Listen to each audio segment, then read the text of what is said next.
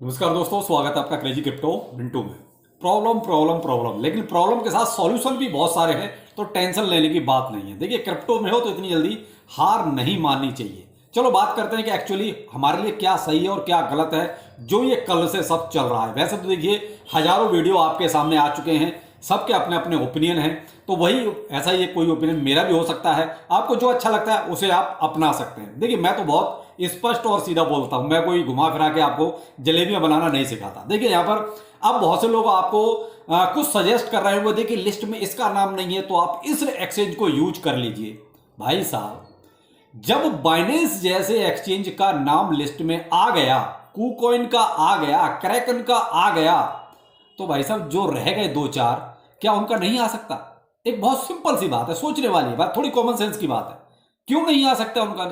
अगर मान लीजिए आपने 2 दिन कहीं ट्रेड दो चार कर भी लिए उस पर, तो भाई साहब उन दो चार ट्रेड से कितना बड़ा तीर मारेंगे आप? जो लोग ये एडवाइस दे रहे हैं अरे कोई बात नहीं, ये हो गया तो हो गया, इन पे आप आगे ट्रेड कर लो, भाई साहब वो कहते हैं कि खाम खा ये बेमतलब में उलझाने वाली बात है। अभी मैं तो यही कहूंगा कि डरने वाली बात कुछ नहीं है, आप थोड़ा सा तसल्ली रखें बस। ये मैंने देखी कल से आपको 2 वीडियो अभी तक इस पे दिए हैं, ये तीसरा वीडियो है।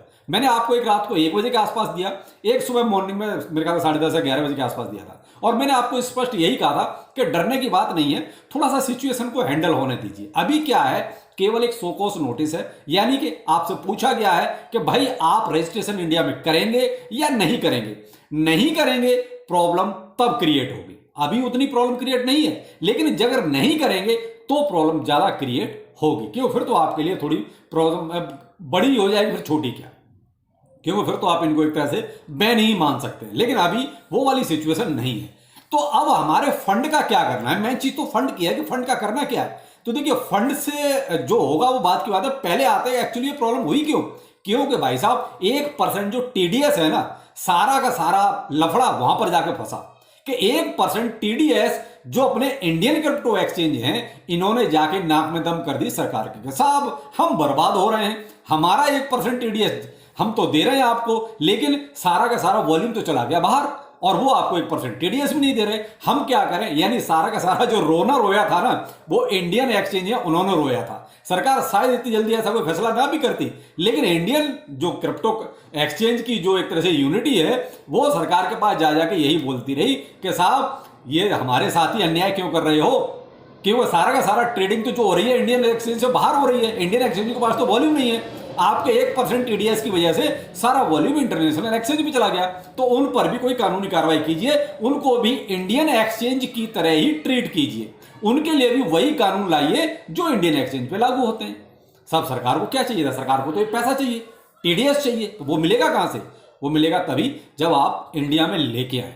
और इंडिया में देखिए, किसी भी इंटरनेशनल एक्सचेंज को लाना इतना संभव नहीं था, तो उसके सामने यही समस्या पैदा कर दो FIU वाली कि भाई या तो रजिस्ट्रेशन कराओ या बैन के लिए तैयार हो जाओ। तो अभी क्या है, 9 एक्सचेंजों का नाम आपके सामने आ चुका है, आपको सारे पता ही कौन कौन से एक्सचेंज है। यहां जो अब ये कहा जा रहा है कि जिनका नाम नहीं है आप उन पे ट्रेड कर लो, तो भाई अभी तो बहुत सी ऐसी चीजें नहीं हैं जो क्लियर नहीं है।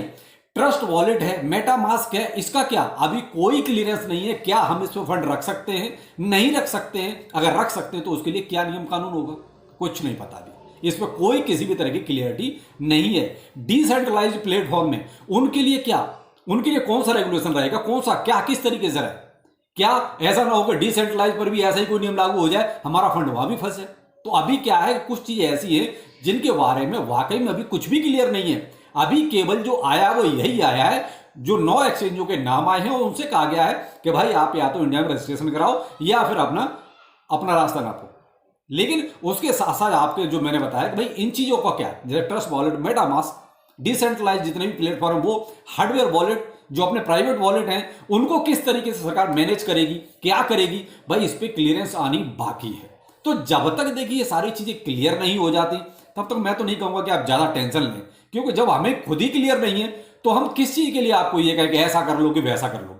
मैंने आपको सुबह एक सजेशन दिया, वो वही दिया था कि भाई देखिए, मैं तो यही चाहूंगा कि आप अभी जब तक ये समस्या है, मैं ये नहीं कह रहा कि ये समस्या सॉल्व नहीं होगी, बहुत जल्दी आपको इसका सॉल्यूशन भी मिल ही जाएगा, लेकिन जब तक ये समस्या है तब तक आप चाहो तो इंडियन एक्सचेंजों पे अपना फंड को ट्रांसफर कर सकते हो। देखिए, मैं अभी आपसे ये भी नहीं कहूंगा कि आप जो डिसेंट्रलाइज वॉलेट वगैरह हैं या अपने जो ट्रस्ट वॉलेट या मेटामास्क हैं उनमें भी आप ट्रांसफर करें।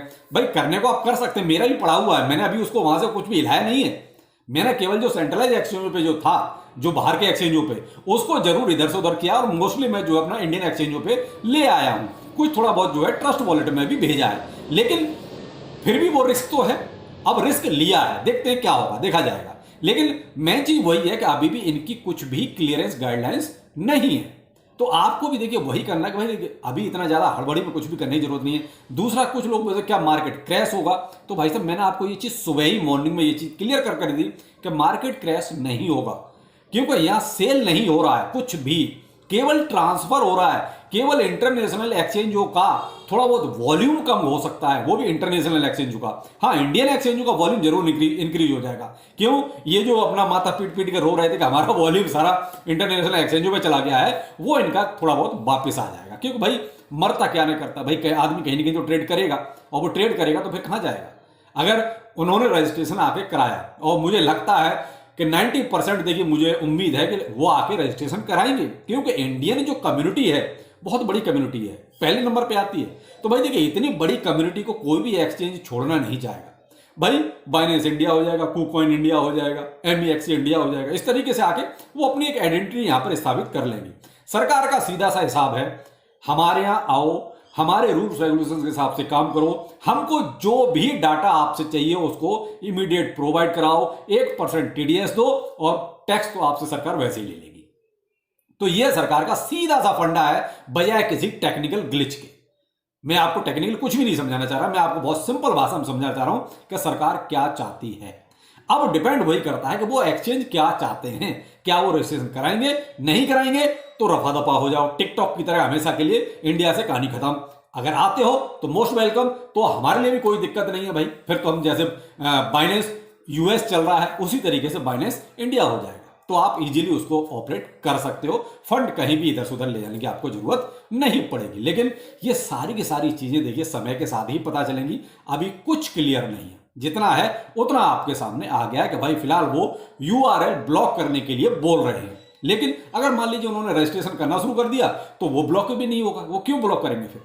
लेकिन हाँ, यहां जो ये एडवाइस चल रही है कि ये अभी एक्सचेंज का नाम लिस्ट में नहीं है, इसको यूज कर लो, तो मेरे भाई मैं तो सिंपल सी बात कहता हूं, इतने बड़े बड़े एक्सचेंजों का नाम आ गया है तो ये छोटे मोटे और एक्सचेंज रहेगा उनका नाम क्यों नहीं आएगा।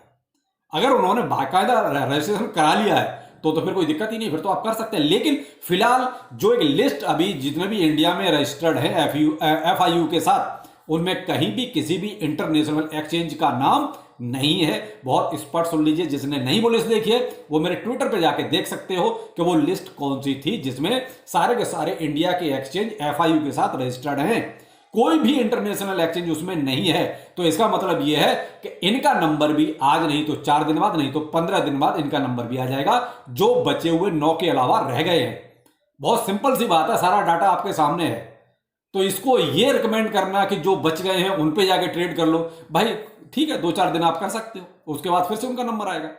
तो मेन चीज है रजिस्ट्रेशन, कि जितनी जल्दी ये कर लेते हैं उतना ज्यादा अच्छा है। दूसरा, सरकार ने कोई भी डेट फाइनल नहीं की है कि इस डेट तक इनको रजिस्ट्रेशन कराना ही कराना है, या इस डेट के बाद हम इन एक्सचेंजों को हमेशा के लिए परमानेंटली ब्लॉक कर देंगे। ऐसी कोई डेट फिक्स नहीं है। तो इसलिए जब तक चलता है तब तक चलाइए। और दूसरा यह है कि भाई अलर्ट पूरी तरीके से रहिए, कभी भी कुछ भी हो सकता है। सरकार है, आपसे पूछ के काम नहीं करेगी साहब, बहुत स्पष्ट बात है।